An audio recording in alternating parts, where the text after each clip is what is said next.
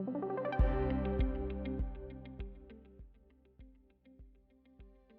इस वीडियो में हम बात करने वाले हैं वॉरेन बफेट के 7 प्रिंसिपल्स टू इन्वेस्टिंग के बारे में।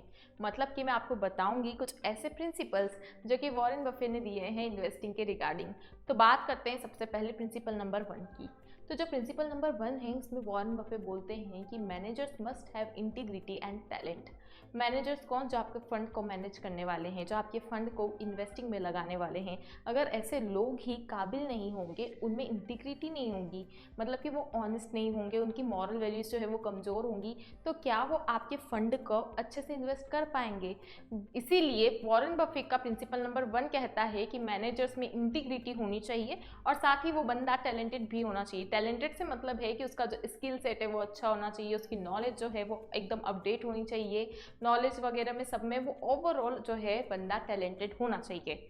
अब बात करें अगर हम सेकंड प्रिंसिपल की, तो वॉरेन बफेट कहते हैं कि invest by facts and not emotions.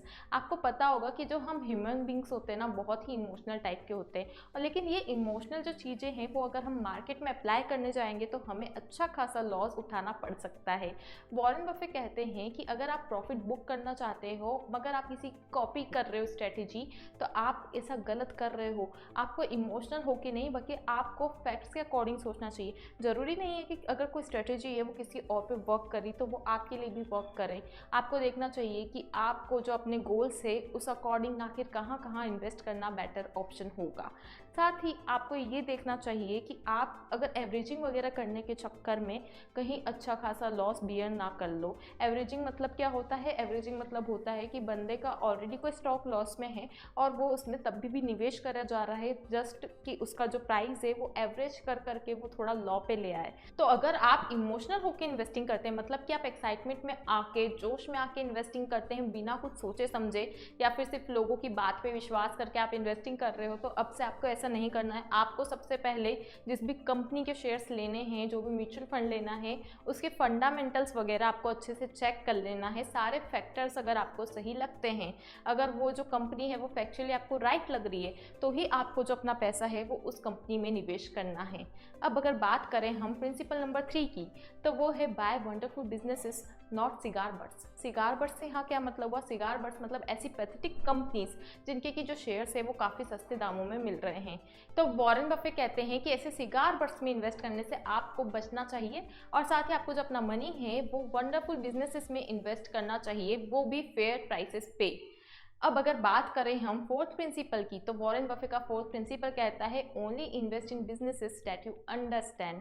मतलब कि ऐसे बिजनेस जो कि आपको समझ में ही नहीं आते हैं, उन्हें आपको ऐसे स्टॉक्स को बिल्कुल चेस नहीं करना है सिर्फ इसलिए क्योंकि दूसरे लोग भी उन्हें खरीद रहे हैं। अगर आप दूसरों की देखा देखिए आप भी उनकी डुप्लीकेट पोर्टफोलियो अगर तैयार करने जाओगे तो ज़रूरी नहीं है कि आपका वो पोर्टफोलियो वर्क करेगा। आपके पोर्टफोलियो में ऐसे स्टॉक्स होना चाहिए जिसकी कंपनी के बारे में आपको प्रॉपर नॉलेज हो। मतलब कि ऐसी कंपनीज जिनके प्रोडक्ट्स के बारे में आप जानना चाहें, सुनना चाहें व समझना चाहें। ऐसी कंपनीज जिनमें आपका इंटरेस्ट हो, ऐसी कंपनी के जो स्टॉक्स है वो आपके पोर्टफोलियो में होने चाहिए। अब अगर हम बात करें नेक्स्ट प्रिंसिपल की, तो वॉरेन बफेट बोलते हैं कि whenever you see any opportunity just take it.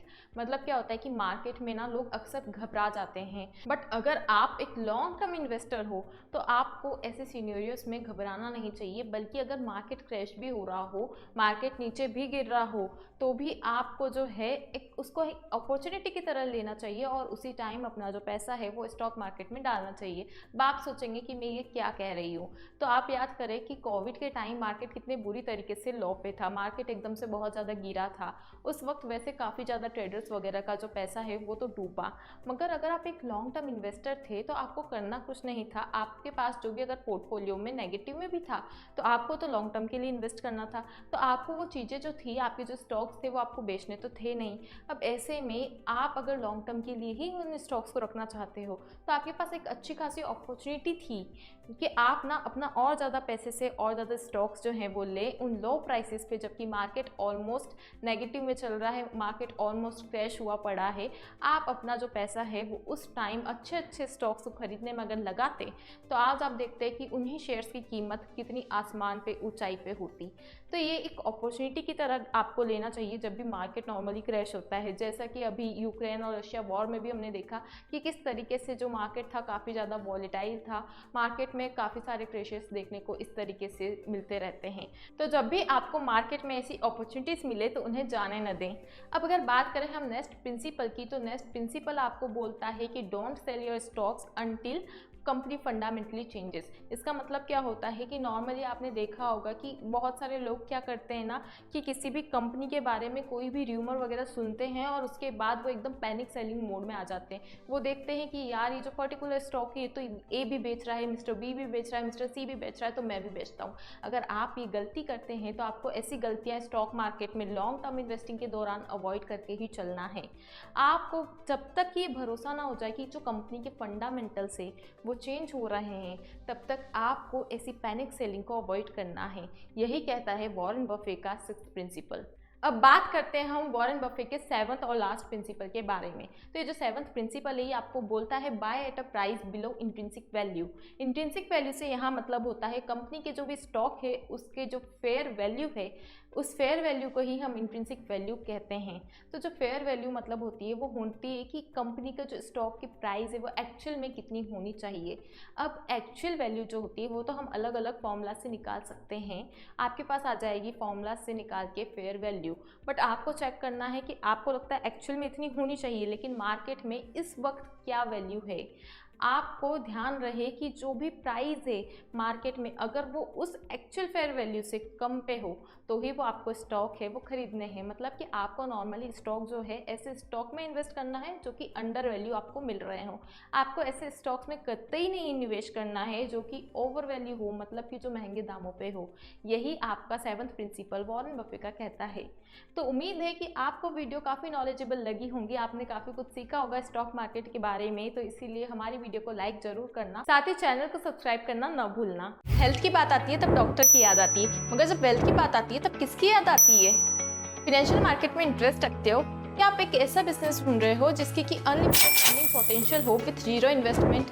अगर आप एक सीए हो, स्टॉक ब्रोकर हो, एलआईसी एजेंट हो, बैंकर हो या फिर म्यूचुअल फंड डिस्ट्रीब्यूटर हो और अपने क्लाइंट्स की वेल्थ प्लानिंग करके अर्न करना चाहते हो, तो आज ही बनो वेल्दी के वेल्थ पार्टनर, जहां आपको मिलेंगे 150 plus financial product, trainings, timely पे आउट एंड फुल सपोर्ट। तो सोचो मत, बस इस वीडियो के डिस्क्रिप्शन बॉक्स में जाओ और वहाँ दिए गए लिंक से ऐप को डाउनलोड करो।